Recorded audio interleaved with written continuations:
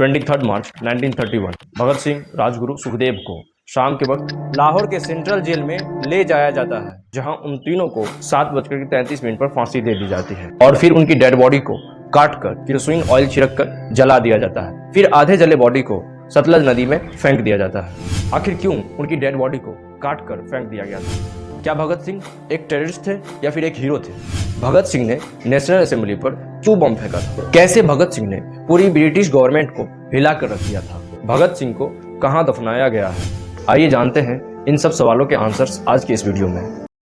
भगत सिंह का जन्म 28 सितंबर 1907 को पंजाब के लायलपुर डिस्ट्रिक्ट के एक छोटे से विलेज बंगा में एक पंजाबी सिख फैमिली में हुआ था। बंगा विलेज जो उस टाइम पे ब्रिटिश इंडिया में पड़ता था, आज वो पाकिस्तान में सिचुएटेड है। भगत सिंह अपने 7 भाई बहनों में दूसरे नंबर पर थे। उनकी मां का नाम विद्यावती कौर और पिता का नाम सरदार किशन सिंह संधू था। भगत सिंह की मां को मदर ऑफ पंजाब भी कहा जाता है। भगत सिंह के फादर और अंकल अजीत सिंह उस समय प्रोग्रेसिव पॉलिटिक्स में एक्टिव थे। उनकी प्राइमरी एजुकेशन गांव में ही हुई।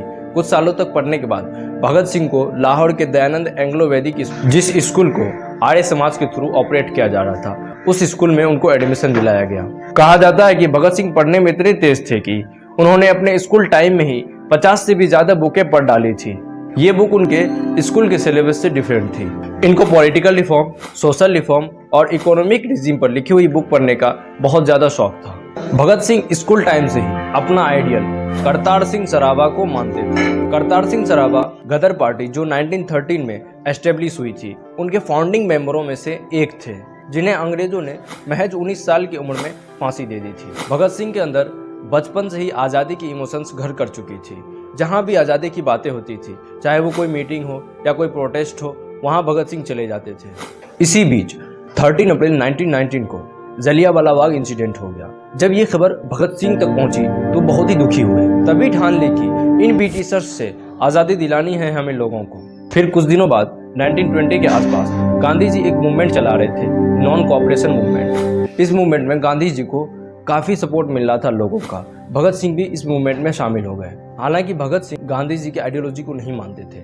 वो इसलिए इस मूवमेंट में शामिल हो गए क्योंकि उन्हें ये लगा कि चलो कोई तो आज़ादी की लड़ाई लड़ने के लिए उठा है, और इसी तरह से नॉन कोऑपरेशन मूवमेंट का हिस्सा बने रहे। फिर इसी बीच 4 फरवरी 1922 को चौरी चौरा इंसिडेंट हो गया।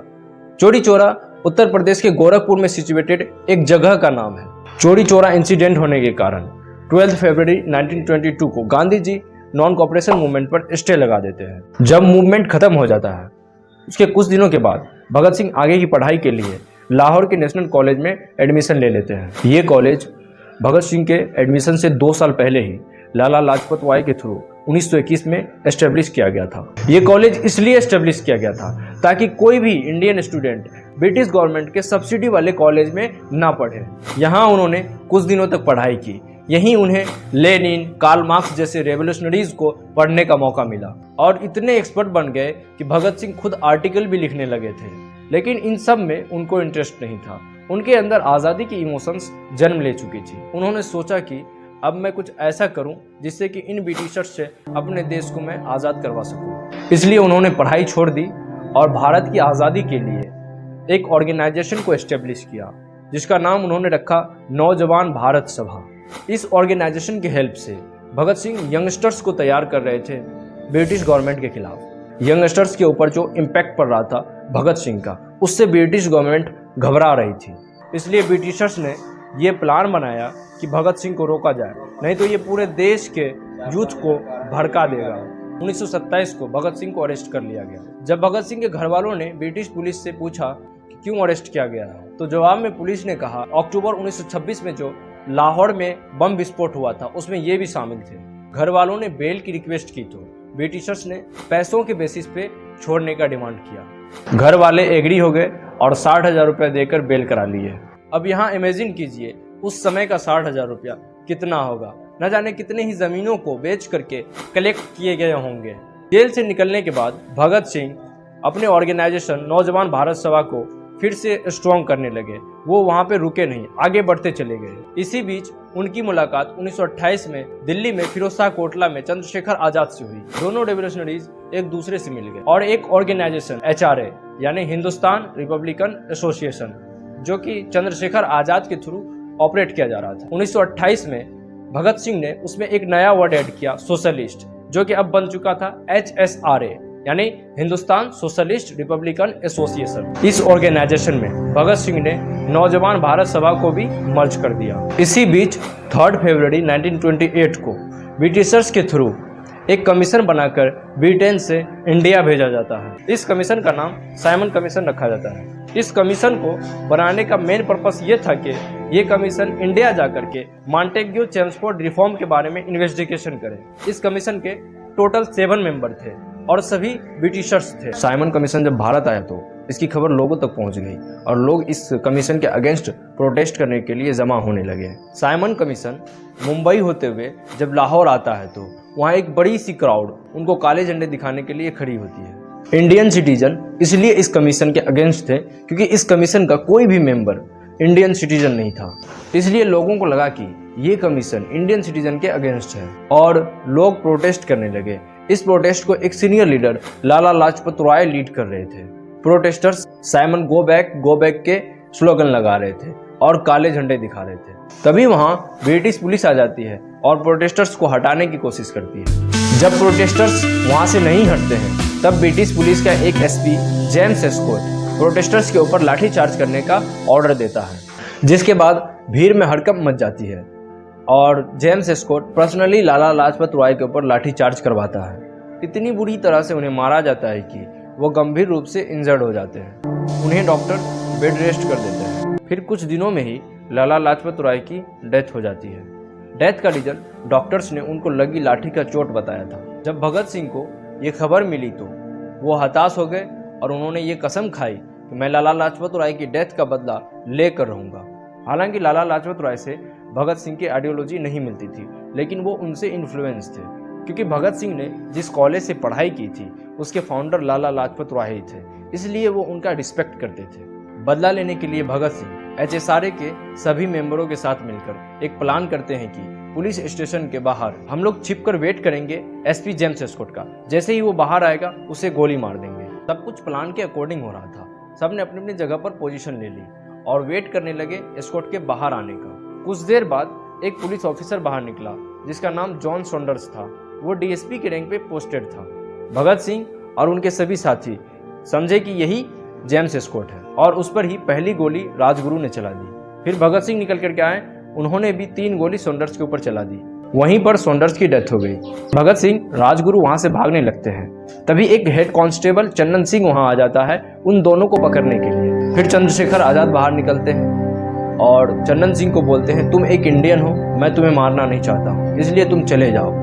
लेकिन चंदन सिंह ब्रिटिशों से इन्फ्लुएंस था, वो वहां से नहीं जाता है। लास्ट में चंद्रशेखर आजाद उसको गोली मार देते हैं और वहां से निकल जाते हैं। वो तीनों भागने में सफल हो जाते हैं और एक घर में जाकर छिप जाते हैं। और जब रात होती है तब तीनों मिलकर के लाहौर के हर एक स्ट्रीट के वॉल पे ये लिख देते हैं कि हमने लाला लाजपत राय की मौत का बदला सॉन्डर्स की हत्या करके ले लिया है।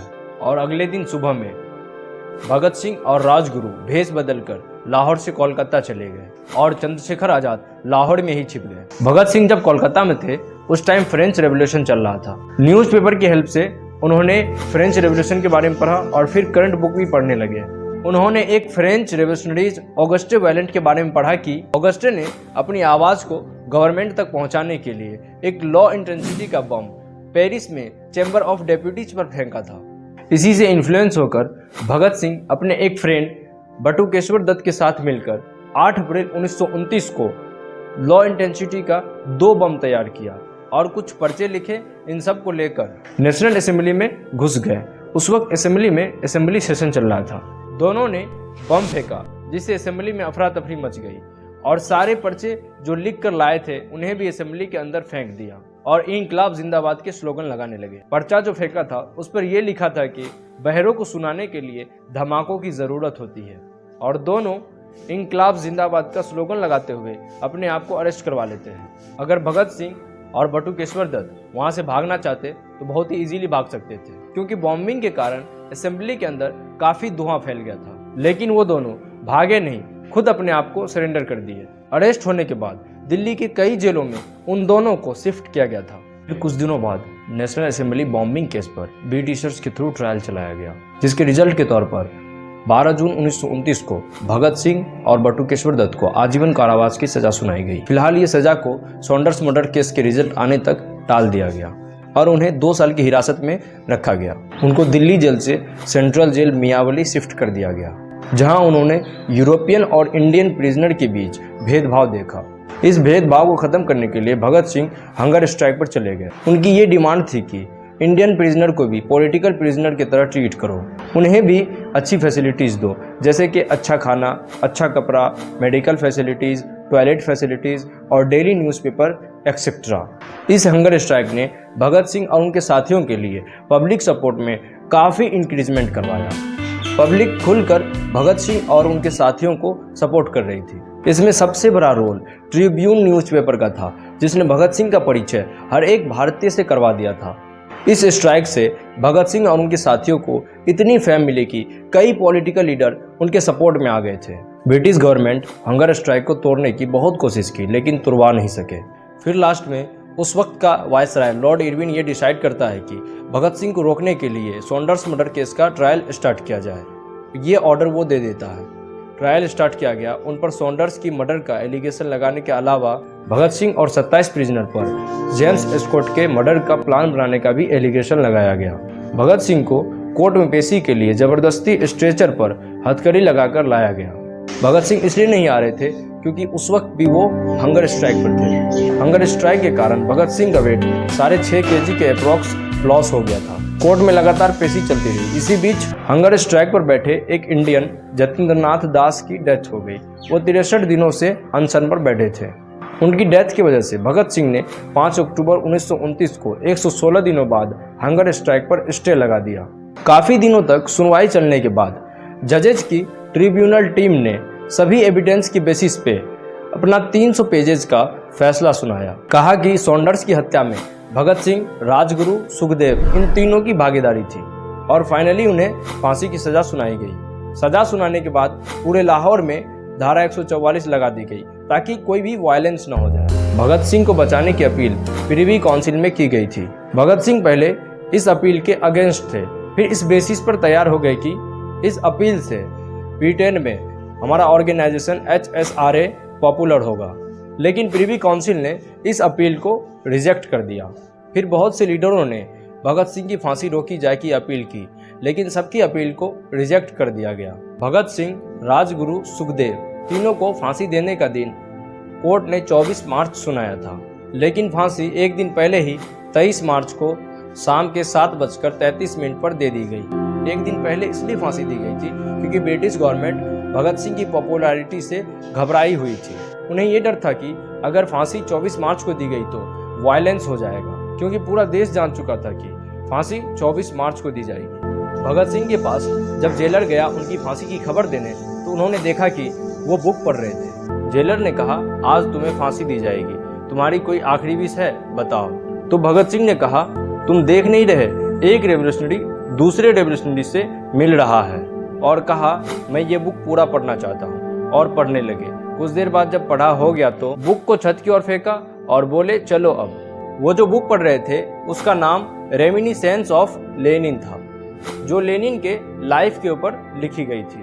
भगत सिंह इस तरह पूरी ब्रिटिश गवर्नमेंट को हिलाकर रख दिए थे। जब भगत सिंह जेलर के साथ फांसी देने वाली जगह पर जाने लगे तो उनकी मुलाकात उनके दोनों साथी से हुई और तीनों साथ मिलकर मेरा रंग दे बसंती चोला गाते हुए चले गए। जब जल्लाद फांसी देने के लिए भगत सिंह को तख्ते की तरफ ले जा रहा था, तब भगत सिंह ने उससे कहा कि मेरा हाथ नहीं बांधिएगा और मुंह के ऊपर कपड़ा नहीं डालिएगा।